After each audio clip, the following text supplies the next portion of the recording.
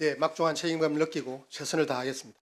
예, 제가 질문을 드릴 텐데 좀 간략하게 단답으로 부탁드리겠습니다. 안 그러면은 대답이 길어지시면 예, 최선을 오늘 다하겠습니다. 하루 말고 추가로 더 진행해야 될지도 모르겠습니다. 하실 말씀이 많으신 만큼.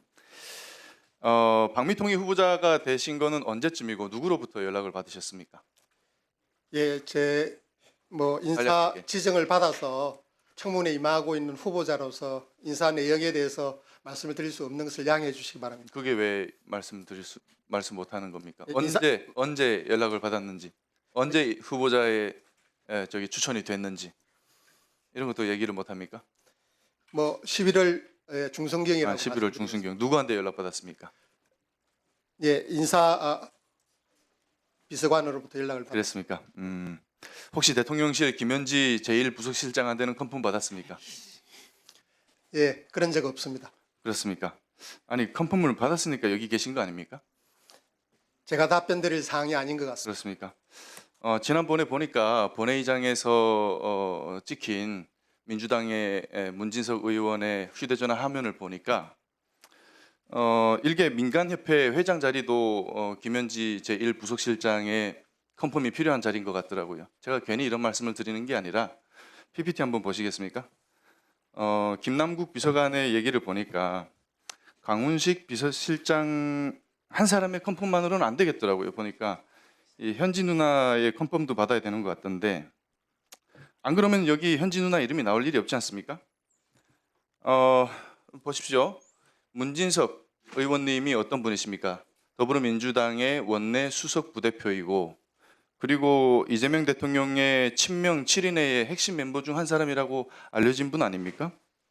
이런 친명계의 핵심 인사조차도 현지 누나한테 컨펌 받아야 하는 그런 실세가 현지 누나인데 일개 민간협회 회장 자리조차도 좌지우지할 수 있는 그런 권력이다라는 걸 대국민 인증한 것 아니겠습니까? 그런 분인데 제가 이제 그런 말씀을 드리는 이유가 그겁니다.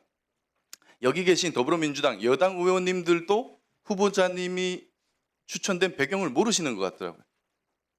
그러니까 어떤 분께서 서면 질의로 후보자님께 여쭤보셨더라고요. 추천되신 배경이 뭐냐고.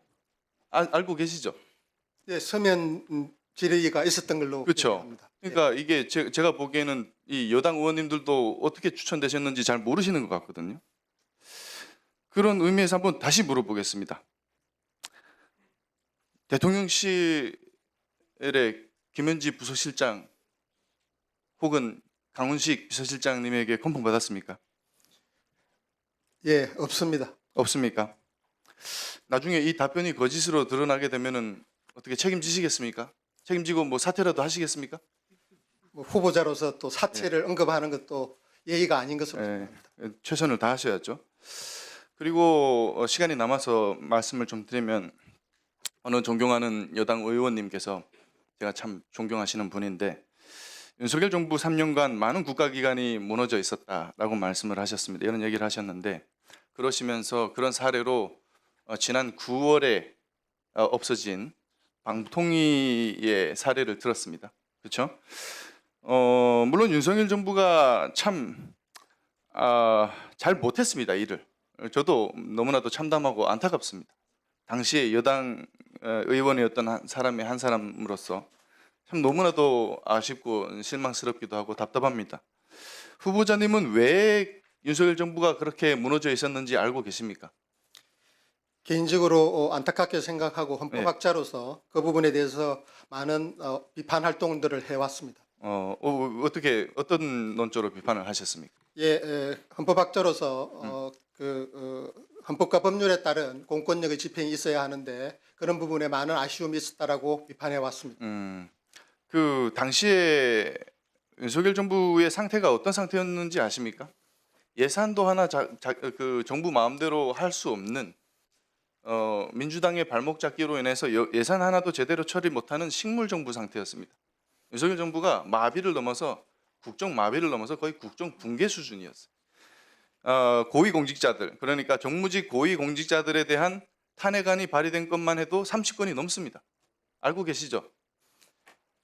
알고 이렇게 있습니다. 국무위원들에 대한 또 고위공직자들에 대한 이렇게 무차별 탄핵안 발의 국회가 하는 것들 헌법학자로서 어떻게 생각하십니까?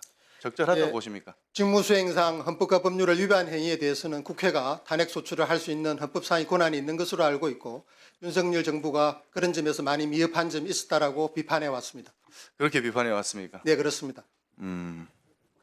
그리고 지금 이제 방통위가 마비된 것이 방통위의 일부 책임 있는 정무직 고위공직자가 정치적 편향성이 심각했기 때문에 그랬다.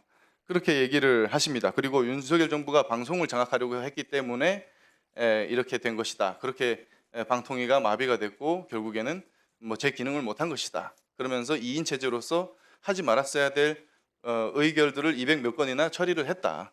이런 얘기를 하셨는데 그러면 같은 논리로 지금 이제 후보자님께서는 윤석열 정부가 헌법과 법률에 따라서 제대로 일을 못했다. 그렇기 때문에 국회가 그와 관련해서는 탄핵안을 발의할 수 있다라고 얘기를 하셨는데 후보자께서도 같은 논리로 방미통위에서 정치적으로 편향되지 않게 일들을 잘 하실 수 있습니까? 저는 그를 각오로 이 자리에 임했습니다. 근데 지금 국민들께서 다 보고 계시는데 지금 얘기하시는 거 보면은 정치적으로 한쪽으로 기울어진 발언을 계속 하고 계시거든요. 저는 정치적으로 기울어진 발언을 하는 게 아니고 헌법적으로 기준에 따라서 객관적으로 판단하고 있습니다. 그렇습니까? 네, 그렇습니다. 그 객관적이라는 판단은 어떤 근거로 나오는 겁니까?